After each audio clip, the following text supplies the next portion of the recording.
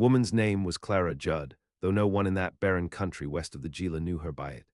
She had been known only as the preacher's wife, until the preacher was shot dead during a horse trade gone bad, and even after that, most still called her that widow from Texas.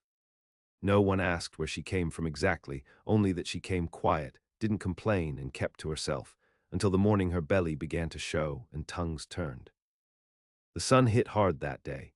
She stood in the dust-packed yard outside the trading post in a faded calico dress, the wind catching her bonnet strings.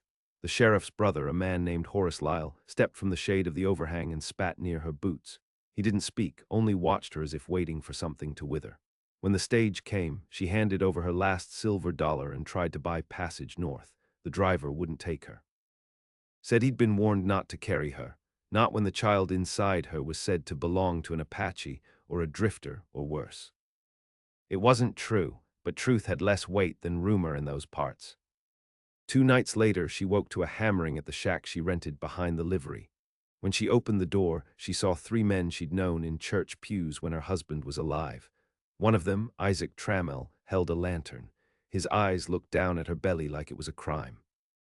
"No place for you here no more, Clara," he said. She gathered her things, a shawl, a Bible, her dead husband's pistol with 2 bullets left, and they gave her a waterskin and a sway-backed mule that would only take her so far as the desert edge. Then they turned and walked away without another word, leaving her in the wind, the sky above scattered with iron-colored clouds. She didn't cry. There was no one left to notice if she had. The desert opened up before her like a wound, cracked and quiet and full of things that didn't care whether she lived or died. The sky turned a color she couldn't name. Her breath grew shallow. By the 3rd day, the mule collapsed. She left it behind. Her dress was ripped from a thorn bush by then, her feet blistered raw, but she kept walking. The sun wasn't a sun anymore, but a hammer. She thought about laying down, about letting the heat take her and the child too, letting them turn into nothing under the vultures. But she couldn't, not yet. There was still something in her, not hope but grit, the kind that doesn't make noise, only holds on longer than it should. That night she made a nest from creosote branches and wrapped herself in the shawl.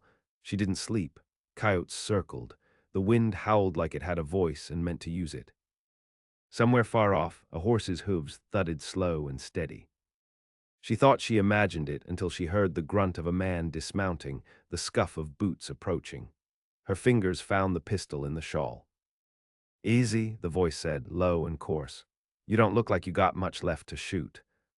She didn't reply. The figure crouched near her fireless camp and held something out, jerky wrapped in cloth. His face was shadowed, beard gone to gray. His left eye had a scar that pulled his brow in a permanent wince. "You alone?" he asked. Clara nodded, her lips too dry to speak. He glanced at her belly, then turned his gaze skyward like he didn't want to see it. "I ain't gonna hurt you," he said finally. "Name, Matthew Cole." She said nothing, took the jerky, bit slow. He waited. "Clara," she whispered. "You from around?" She shook her head. He nodded like that was the answer he expected. Then he sat beside her, not too close, and didn't speak again until the moon was high and the coyotes farther off. "You're not the only one who's lost something out here," he said. Her hand rested on the swell of her stomach. She didn't ask what he meant, but he told her anyway. "My boy, Jacob, 3 winters ago, got fever in his lungs. I buried him up near White Rock Canyon, where the mesquites twist like old men's hands." He didn't cry, and neither did she. There was nothing soft left in either of them. "You got nowhere to go?" he asked. "No. I got a cabin east a ways. It ain't much, but there's shade and a well." She hesitated. "I ain't looking for company," he said. "Only figured you might want to live." She studied him, the way his hands rested on his knees, the way his voice held the weight of a man who had stopped hoping for anything except not to die alone. In the end, she nodded, not because she trusted him, because dying had started to feel too much like giving up. The ride was slow. He had 1 horse, and she rode while he walked. When she offered to trade places, he shook his head and kept walking. The sun came up over a ridge of ochre-colored rock, and the desert turned gold for a moment. That was when the child in her kicked, a sharp jab like it meant to fight. Matthew saw her wince. You all right? Yes, she lied. But for the first time in days, she didn't feel like a ghost. By dusk, they reached the cabin. It was half-rotted wood and a rusted tin roof, but it stood upright and had a smokehouse in back, a hand-dug well, and a porch with a cracked chair. Clara looked at it and said nothing. She was too tired for gratitude, too hollow to offer anything. Matthew built a fire and didn't ask questions. He gave her the bed and took the floor. She didn't sleep, only stared at the warped ceiling and listened to his breathing, steady and low. When dawn came, she realized she hadn't felt safe in over a year, but there was something in that silence, not warmth, but the absence of danger, and that was enough. Outside, the wind picked up, carrying with it the scent of sage and old dust. She closed her eyes and laid a hand on her belly. The child turned again, alive, still there, still hers. And she wasn't alone anymore. The days that followed passed without ceremony. Clara didn't speak much, and Matthew didn't press her to. He worked from sunup till the horizon bled orange, fixing the collapsed goat pen, hauling buckets from the well, chopping mesquite roots till his hands blistered. She watched from the porch most days, one hand resting just below her ribs, where the baby seemed to live in a hush. The land around them was cruel and wide. Wind carved hollows into stone and rattled the dead branches of an old Joshua tree out front. Every sound seemed older than the place itself, like it remembered violence. Buzzards wheeled high above. Once she saw a coyote with its ribs pressing through the skin, skulking just past the edge of their view. There was no church bell, no town gossip, no place for her to be a wife or a widow, just dust, the slow swelling of her belly, and the man who hardly looked her in the eyes. Matthew didn't ask about the father. He didn't ask why she'd been out there with only a pistol and a shawl. He only watched her move like he was measuring her strength by how steady her hands stayed when she peeled potatoes or poured from the kettle. And she saw him too, noticed how he winced when he knelt too fast, how he sometimes paused at the edge of the property line, staring north with his jaw clenched. They didn't talk about grief, but it hung in the corners of the house like smoke that never cleared. Late one afternoon, a storm rolled in from the southeast. Not rain, just the kind of wind that scours skin and turns the sky brown. Matthew had gone to check the traps near the dry wash. Clara stood alone in the doorway, watching the wall of grit blur the line between land and sky. She thought of her child, not yet born, not yet safe. She closed the door and barred it. He returned after dark, sand caked in his beard, one rabbit slung over his shoulder. She helped him clean it, not speaking, hands red from cold well water. Afterward, they sat across from each other at the table, the rabbit stew between them, steam curling like breath in the stillness. "You ever think about going back?" she asked. He looked up slow, like he wasn't sure what she meant. "Wherever you're from." "No," he said, "ain't nothing back there but wood rot and headstones." She nodded, understood. "I had a sister once," she said after a while. "Name was Ruth, died birthing her third. The men said it was God's will, like they were satisfied with that answer." Matthew didn't reply, but his eyes stayed on her. "I don't want to die that way," she said. "Not out here, not screaming while the dirt watches." "You won't," he said, low and certain. "You don't know that. I know you got more in you than most. You're still here." That stayed with her longer than she meant it to. 2 nights later, a rider came. They heard the hoofbeats before they saw the man. Matthew was already at the window, rifle in hand, when the figure came into view, lean, tall, hunched in the saddle. Dust-caked hat, a rifle strapped crosswise across his back. Clara stayed behind the door, pistol hidden beneath her apron. The man dismounted slow, raised both hands. "Don't mean no harm," he called out. "Just lookin' for a trail north. Got turned around past Mule Ear Canyon." Matthew didn't lower the rifle. "You armed?" he asked. "Only with bad luck," the man said. Something about his voice was wrong, too light, too calm. Matthew stepped off the porch, not taking his eyes off him. Clara's fingers tightened on the pistol. "You got a name?" Matthew asked. "Levi," the man said. "Just Levi." The way he said it, Clara knew it wasn't his name.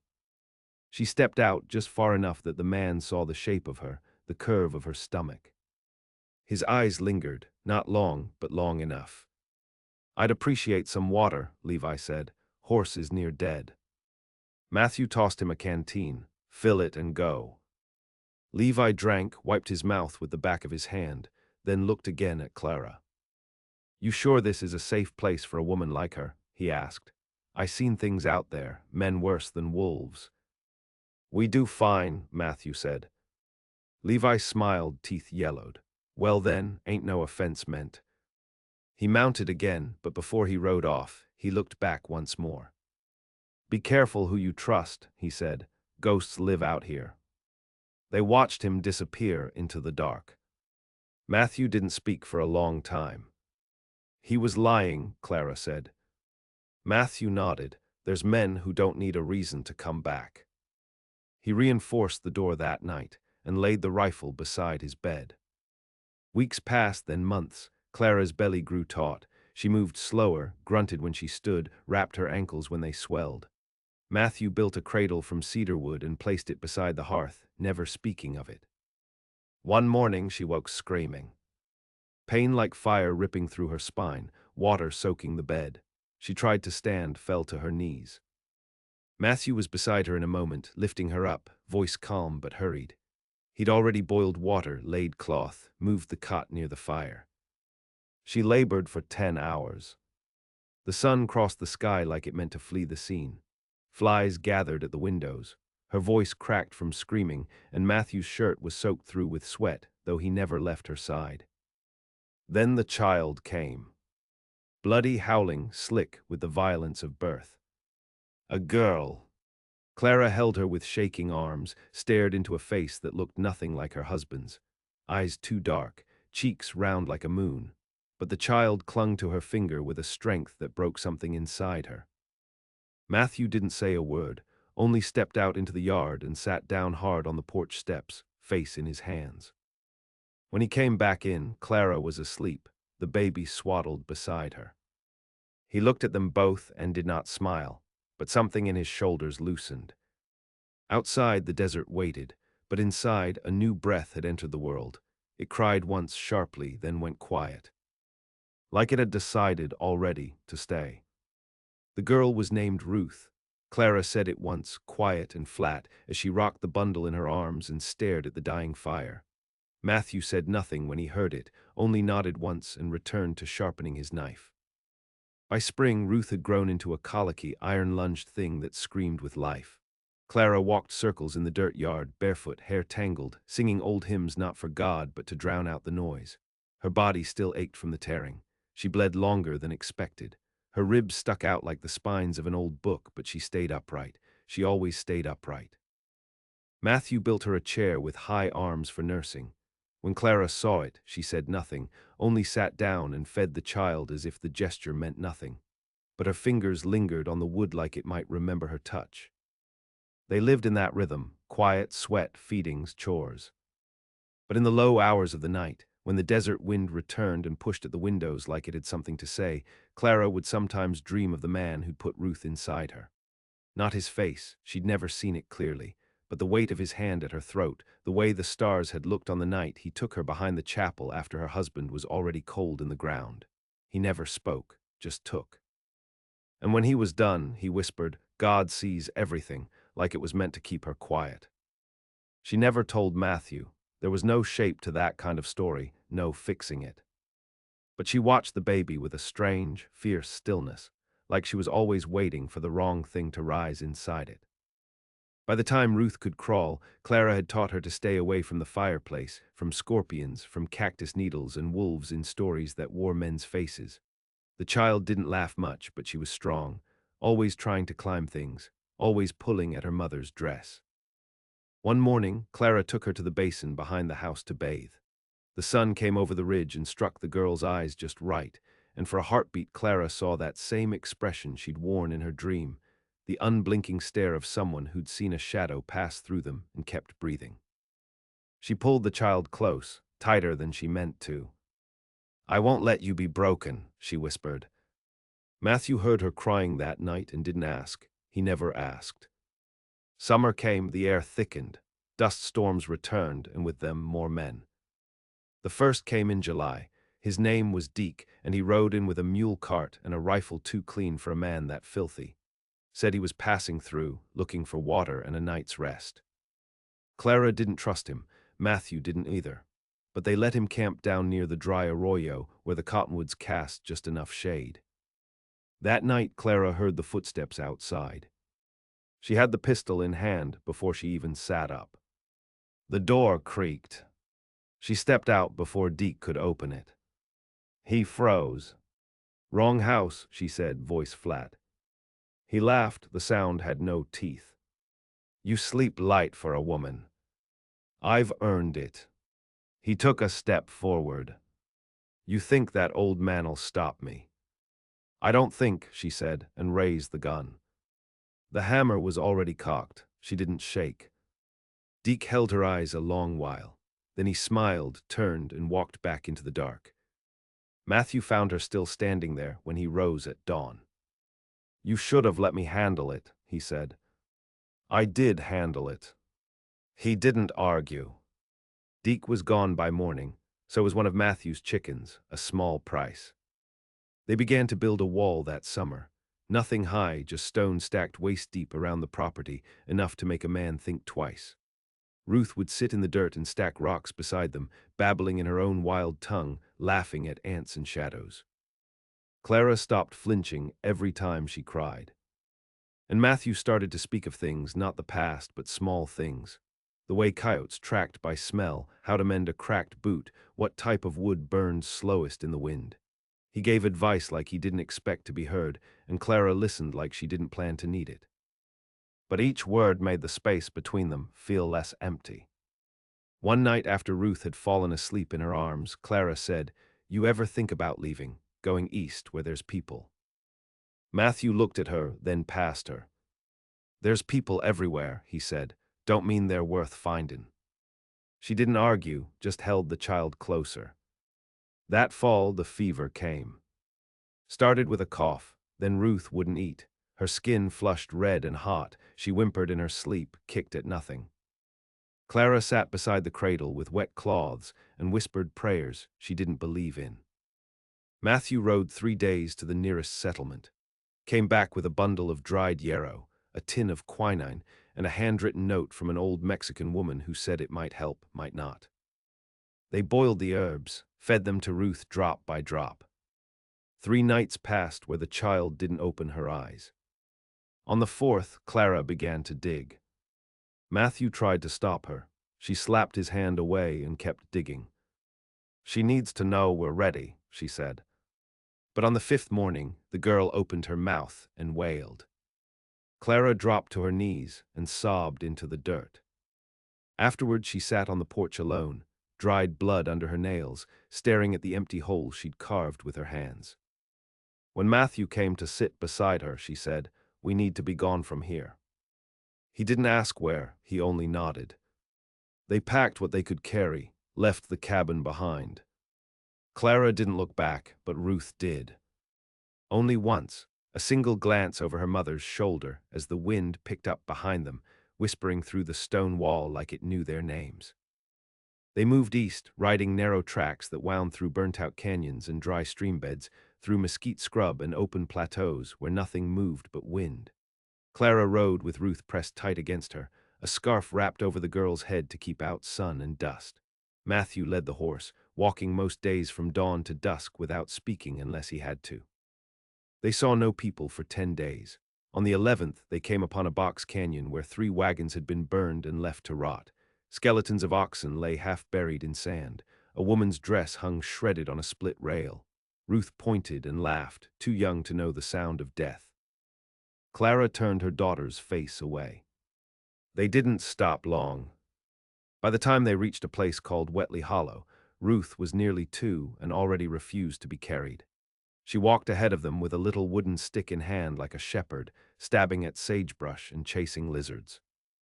Wetley Hollow wasn't a town so much as a collection of shacks tucked against a dry ridge. There was a blacksmith, a well that hadn't gone dry, and a woman named Nora Bishop who ran a trading stand out of a barn with holes in the roof. Nora took one look at Clara's sun-browned face, the child, the way Matthew stood like he still expected to be shot at, and she said, "There's work here if you ain't afraid of it." Clara said, "We'll stay till we can't." Matthew built a linta behind the blacksmith's shop. Clara cleaned for Nora, cooked wild greens and cornmeal for roofers, watched Ruth grow calluses on her feet from chasing chickens and playing in the dust. People kept their distance. They knew what survival looked like and didn't ask too many questions of those who came from the West. But that winter, the questions came anyway. Ruth went missing for 2 hours.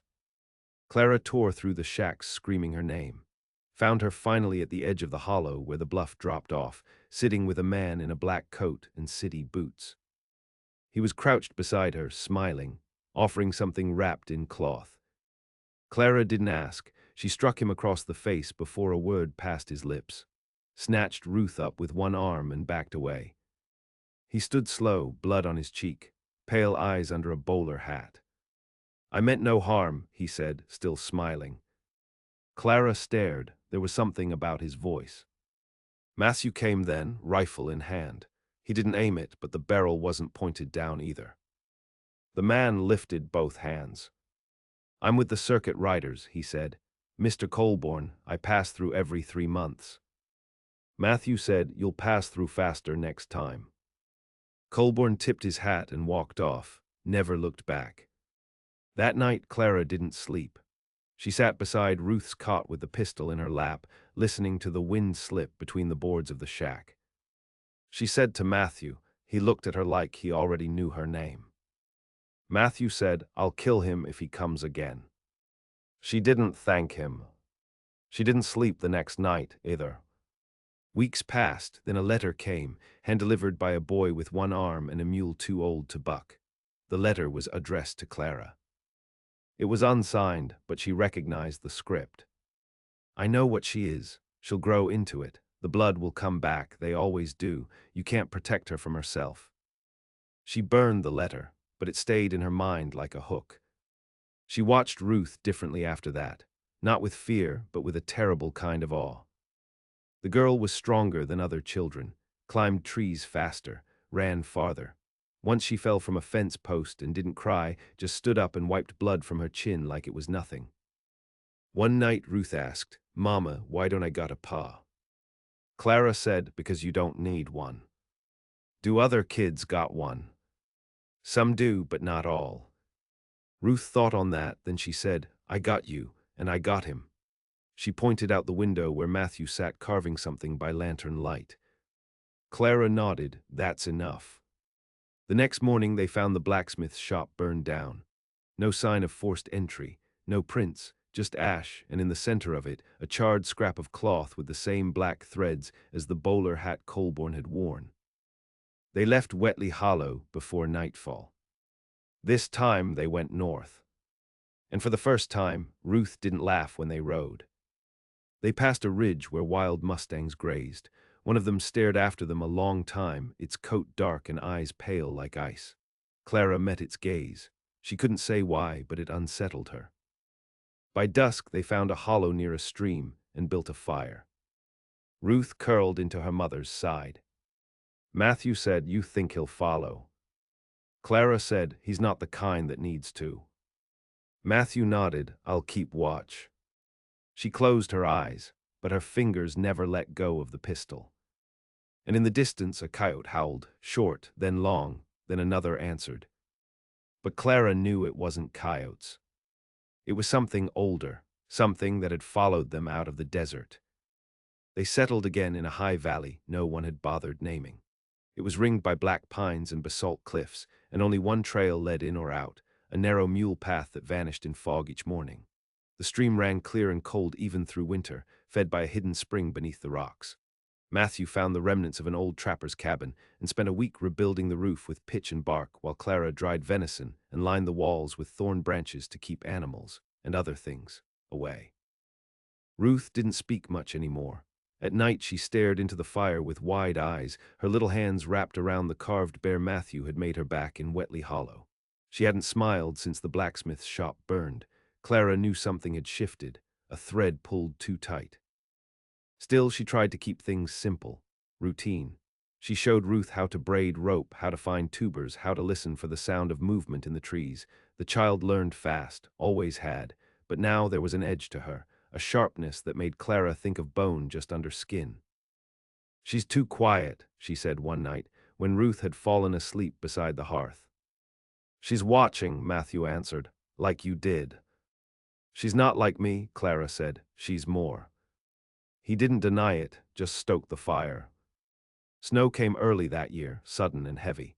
The trail vanished beneath drifts. The air stung their lungs, and for weeks the only sound was wind and the creak of the cabin's timbers. Then one morning, tracks appeared. Not animal, not boots. Bare feet in snow. They circled the cabin and vanished into the trees. Matthew followed them half a mile before they simply stopped. No signs of struggle, no blood, just an end, like whoever made them had vanished into the air. He came back pale, locked the door with a bar and dragged furniture in front of it, cleaned the rifle twice that day, said nothing. That night Ruth sat up from sleep. "There's someone out there," she whispered. Clara sat upright. "Did you see them?" Ruth nodded slowly. He was smiling, but it was wrong. Matthew heard. He rose without a word, stepped outside, and didn't return for nearly an hour. When he did, there were scratches on his coat, long, thin, like fingernails.